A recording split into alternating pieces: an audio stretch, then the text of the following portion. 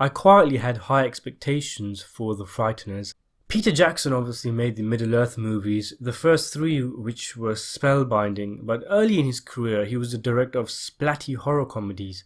I saw Braindead years ago and it was insane, and of course I was looking forward to the Frighteners.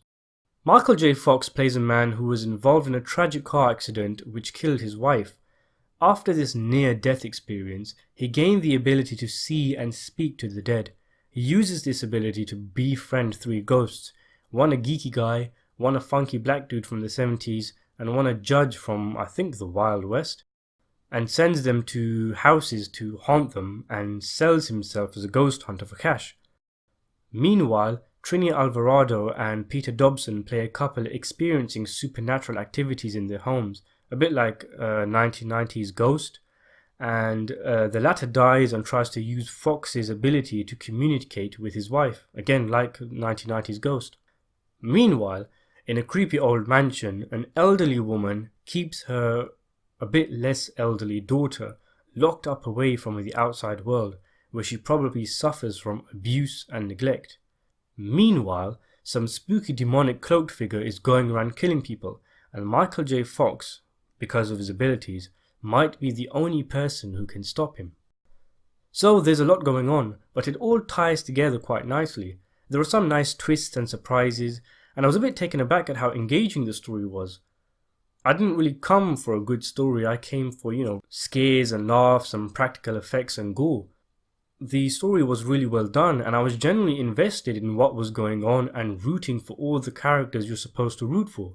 In the crew credits, you have names like Peter Jackson, obviously, Danny Elfman and Robert Zemeckis, which should give you an idea of the tone. It definitely has Zemeckis' touch with that nostalgic 80s optimistic Back to the Future vibe or the Goonies vibe, those sort of whimsical movies. And there's a Spielberg Jurassic Park-esque ability of the film to effortlessly weave between knee-smacking humor and genuine hand-on-mouth horror and suspense. Horror comedies are not easy to get right. It's not difficult to stray too far in one direction or the other, but The Frighteners pulls it off.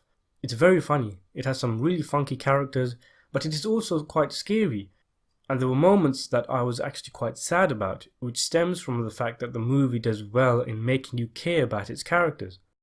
The special effects were really good for the time as well. There's some CG shots that put a lot of modern movies to shame. The way the ghosts are superimposed into the frame was flawless, and you get the excellent standard of practical effects you'd expect from Peter Jackson in his early days after watching films like Braindead. The cast are all excellent. Michael J. Fox in particular gives one of the best of his career.